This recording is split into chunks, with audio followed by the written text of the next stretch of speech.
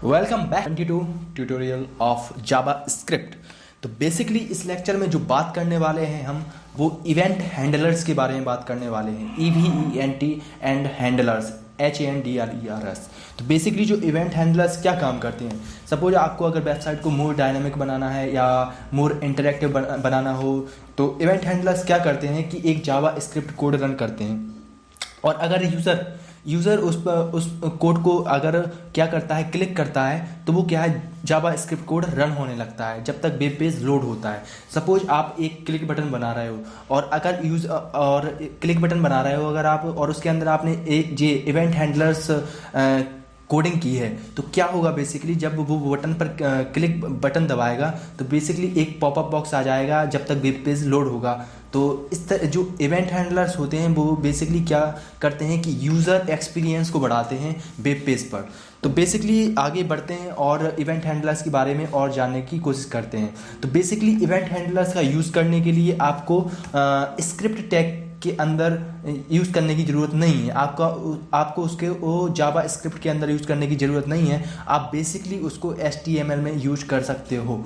तो बेसिकली आपको यूज़ करने के लिए एक तो उसको फॉर्म जो टैग होता है उसके अंदर यूज़ कर सकते हो। सपोज आप कोई बटन बना रहे हो, तो बटन के अंदर क्लिक बटन बना रहे हो तो उसके अंदर आप इवेंट हैंडलर्स का यूज़ कर सकते हो। तो बेसिकली एक बटन बनाते हैं तो उसके लिए सबसे पहले क्या करना होगा कि 2 फॉर्म टैग बनाने होंगे। तो चलिए 2 फॉर्म टैग बनाते हैं। तो less than, FORM and greater than, and यहाँ पर नीचे एक क्लोजिंग टैग भी चाहिए। तो less than, /FORM and greater than. Okay, there it is. तो यहाँ पर एक बटन बनाना है, इनपुट बटन बनाना है। तो उसके लिए बेसिकली जो स्ट्रक्चर होता है वो बेसिकली मैं आपको XHTML और CSS के लेक्चर में बता चुका हूँ। अगर आपको याद नहीं आ रहा हो तो वहाँ पे जाके आप देख सकते हो। तो यहाँ पर इनपुट बटन बनाना है तो उसके लिए less than input and type क्या है अपना, टाइप है बटन। तो equal to and double quotation mark.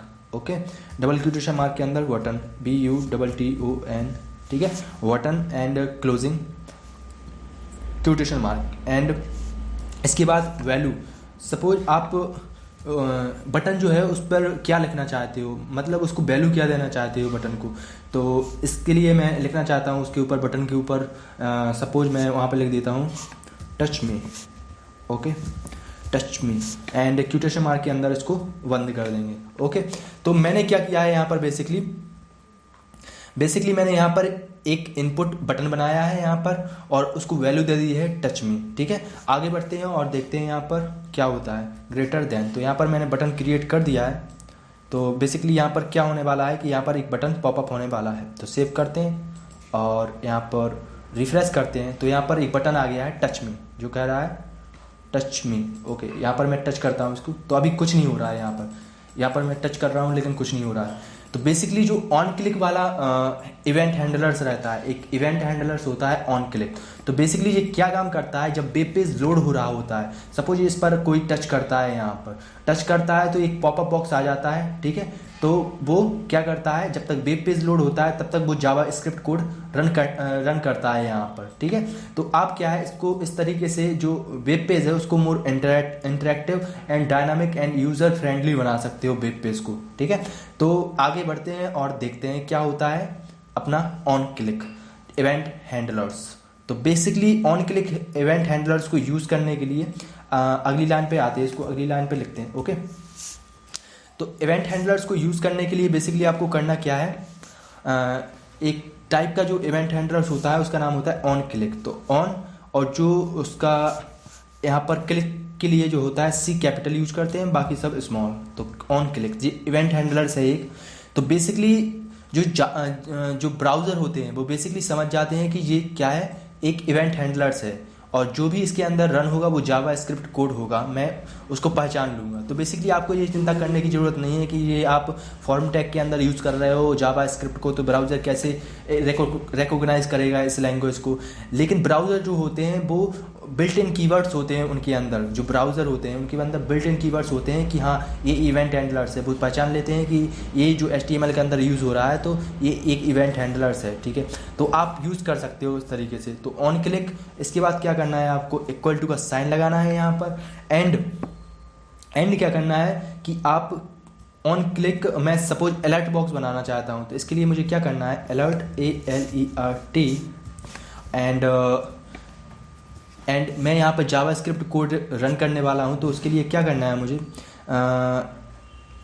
जो जावास्क्रिप्ट बेसिकली मैं यहाँ पर आपको एक चीज़ बताने वाला हूँ, इसको डबल क्वोटेशन मार्क के अंदर बंद कर देंगे। तो इसके अंदर जो आप अलर्ट बॉक्स बना रहे हैं, तो क्या आप अलर्ट करवाना चाहते हैं बॉक्स के अंदर, तो यहाँ पर मैं जो लिखने वाला हूँ कोड, उसके लिए बेसिकली आपको किसके अंदर लिखना होगा, आपको डबल क्वोटेशन मार्क के अंदर नहीं लिखना होगा, आपको उसको सिंगल साइन के अंदर लिखना होगा, सिंगल क्वोटेशन के अंदर लिखना होगा उसको आपको।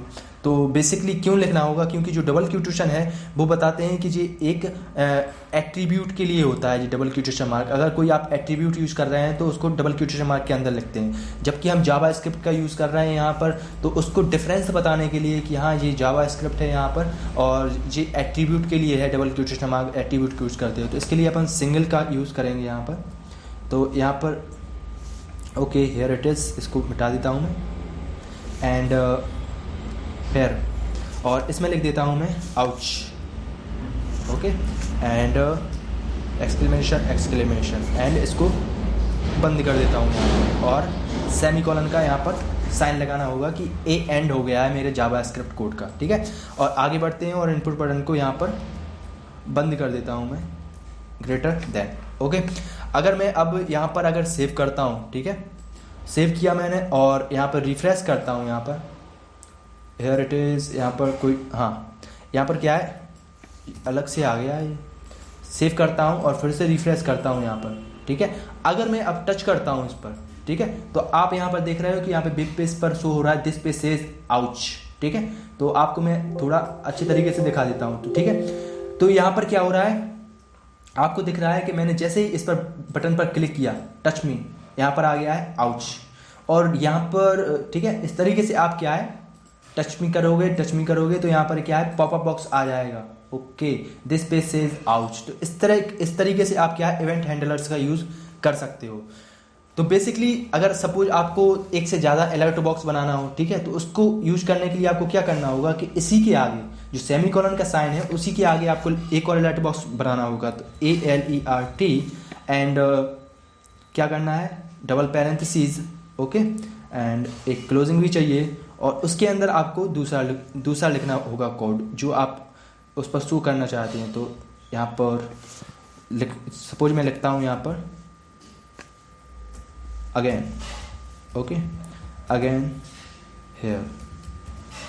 हेयर एंड इसको बंद कर देता हूँ मैं इसके अंदर, ठीक है। तो मैंने यहाँ पर दूसरा पॉपअप जो वो है अलर्ट बॉक्स वो यहाँ पर क्रिएट कर दिया है बेसिकली। तो अगर मैं अब क्या करता हूँ यहाँ पर, और यहाँ पर सेमीकोलन का साइन आपको लगाना होगा, बेसिकली हेयर इट इज़, ये अपना तैयार हो गया है, ओके। तो बेसिकली हमने यहाँ पर तैयार कर लिया है इसको ऑन क्लिक को, ठीक है। तो यहाँ पर अगर मैं सेव करता हूँ एंड रिफ्रेश करता हूँ, यहाँ पर refresh, touch me, this page says ouch and okay, this page says again here, okay. तो यहाँ पर क्या है, दो अलर्ट बॉक्स हमने बना दिए यहाँ पर। तो बेसिकली मैंने पहली बार टच किया, this page says ouch, okay, this page says again here. तो यहाँ पर आप ये नीचे देख रहे हैं कि prevent this page from creating additional dialogues. तो बेसिकली जो ब्राउज़र होता है, या अगर आप अपने पीसी के अंदर एंटीवायरस या एंटी एड्स जो भी उसको बोले या का यूज़ करते हो, तो क्या होता है कि वो पॉपअप बॉक्स जो पॉपअप होते रहते हैं उनको रोकता है पॉपअप होने से। तो आप जैसे ही इस पर क्लिक करते हैं तो यहाँ पर लिखा जाता है prevent this page from creating additional dialogues. तो बेसिकली जो ब्राउज़र होते हैं उनमें इनबिल्ट जो है फंक्शन होते हैं कि आप पॉपअप नहीं करवा सकते बार बार, ठीक है। तो इसलिए वो लिखा रहता है कि prevent this page from creating additional dialogues, ठीक है। तो अगर सपोज आप बहुत सारे वेब पेज पर अलर्ट बॉक्स बना रहे हो अपने, तो उसके लिए जो ब्राउज़र होता है उसमें फंक्शन होता है, तो वो बेसिकली रोकते हैं पॉपअप बॉक्स को पॉप होने से रोकने के लिए। तो बेसिकली जो मुझे अलर्ट इवेंट हैंडलर्स के बारे में बताना था, बेसिकली मैं बता चुका हूँ कि आप फॉर्म टैग के अंदर उसको यूज़ कर सकते हो। और कोई भी जब इवेंट हैंडलर्स का बेसिकली क्या यूज़ होता है, तो इवेंट हैंडलर्स का यूज़ होता है कि आप कोई बटन क्रिएट करते हो, ठीक है, अगर यूज़र उस बटन पर क्रिएट करता है तो अगर आप उसको क्या है इंटरेक्टिव बनाते हो, उस चीज़ को वेब पेज को मोर इंटरेक्टिव बनाने के लिए और डायनामिक बनाने के लिए टच करता है वो बटन को, तो आप कुछ अलर्ट करते हो उसको, ठीक है। जब तक जो है जावा स्क्रिप्ट कोड रन होगा, ठीक है, पहले क्या कोड रन होगा, HTML कोड रन होगा, फिर उसके बाद जावा स्क्रिप्ट कोड रन होगा। जो यूज़र अगर उस पर बटन पर क्लिक करता है, ठीक है। तो दिस इज़ द बेसिक फंडा ऑफ इवेंट हैंडलर्स, सॉरी। और अगले लेक्चर में हम 2 टाइप के इवेंट हैंडलर्स के बारे में पढ़ने वाले हैं। तो आज के लेक्चर के लिए बस इतना ही, और अगर आपको कोई प्रॉब्लम है तो नीचे कमेंट करें और शेयर करें, सब्सक्राइब करें और खूब मज़े करें। और आज के लिए बस इतना ही, और धन्यवाद।